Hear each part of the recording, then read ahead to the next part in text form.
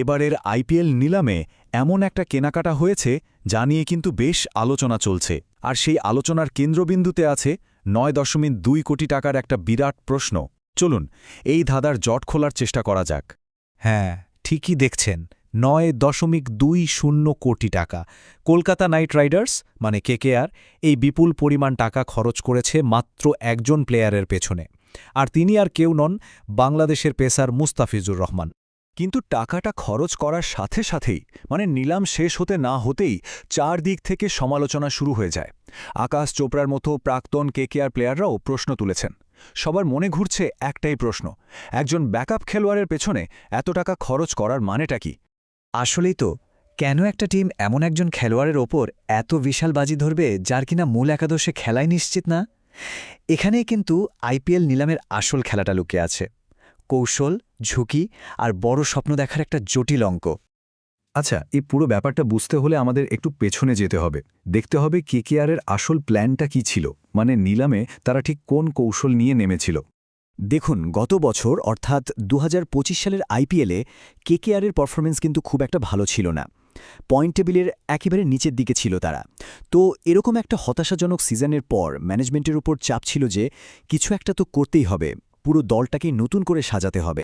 আর এই নতুন করে ভাবনারই ফল হলো তাদের এই গ্যালাক্টিকাস স্ট্র্যাটেজি। এখন প্রশ্ন হলো, এটা আবার কী জিনিস? সোজা কথায়, অনেকগুলো ভালো প্লেয়ারের পেছনে অল্প অল্প টাকা খরচ না করে হাতে গোনা কয়েকজন বিশ্বসেরা সুপারস্টার খেলোয়াড়ের পেছনে কারি কারি টাকা ঢেলে দেওয়া। আর এই স্লাইডটাই তাদের সেই পরিকল্পনার জলজন্ত প্রমাণ। দেখুন, ক্যামেরন গ্রিন, মাথিসা পাথিরানা আর মোস্তাফিজুর রহমান, এই তিনজনের পেছনেই কিন্তু কেকেআর তাদের বাজেটের সিংহভাগ খরচ করে ফেলেছে। এটা দেখেই বোঝা যায় যে তাদের লক্ষ্যটা ঠিক কী ছিল। তো যাকে নিয়ে এত কথা, এত বিতর্ক, সেই মুস্তাফিজুর রহমানের মধ্যে এমন কি আছে? চলুন এবার একটু গভীরে গিয়ে দেখি কেন তার জন্য এত টাকা খরচ করতেও কেকেআর দুবার ভাবেনি। মুস্তাফিজুর রহমানকে তো এমনি এমনি দ্য ফিজ বলা হয় না। তার আসল জাদুটা হলো তার বোলিং ভ্যারিয়েশনে। ওই যে বিভ্রান্তিকর কাটার আর স্লোয়ার বলগুলো, ব্যাটসম্যানদের জন্য ওগুলো খেলা রীতিমতো দুঃস্বপ্নের মতো।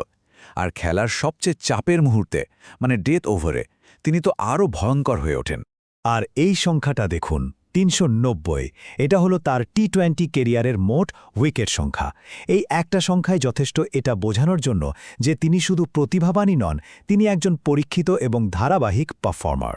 আর সবচেয়ে মজার ব্যাপার হলো, তিনি যে এই দামের যোগ্য সেটা প্রমাণ করতেও কিন্তু একদম দেরি করেননি। নিলামে বিশাল দাম পাওয়ার ঠিক পরের দিনই একটা ম্যাচে মাঠে নেমে ৪ বলে ৩ উইকেট তুলে নেন। একেবারে আগুনে ফর্মে আছেন।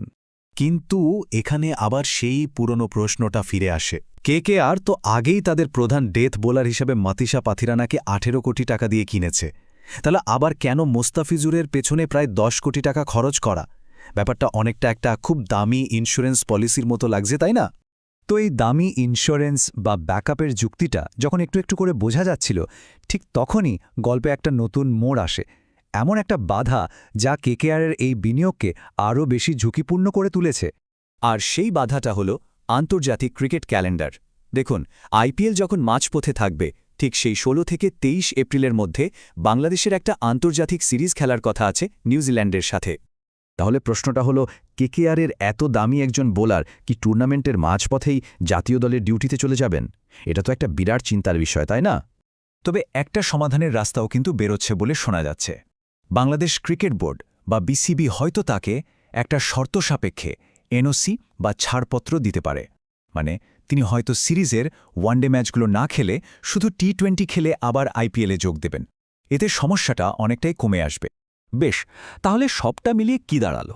একদিকে বিপুল দাম, অন্যদিকে দলের কৌশল, খেলোয়াড়ের অসাধারণ দক্ষতা, আবার তার সাথে জাতীয় দলের ডিউটি নিয়ে টানাটানি। সব কিছু মাথায় রাখলে কেকেআরের এই সিদ্ধান্তটাকে ঠিক কি বলা যায়?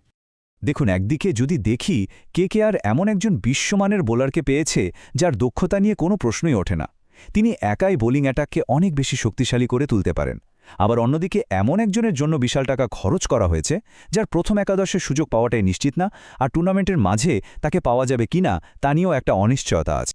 সবশেষে একটাই বড় প্রশ্ন থেকে যায়, কেকেআরের এই 9.20 কোটির বাজিটা কি একটা মাস্টার স্ট্রোক যা তাদের ট্রফির দিকে এগিয়ে দেবে, নাকি এটা একটা $1 মিলিয়ন ভুল যেটা হিতে বিপরীত হতে পারে? উত্তরটা জানার জন্য কিন্তু আমাদের আইপিএল শুরু হওয়া পর্যন্ত অপেক্ষা করতেই হবে।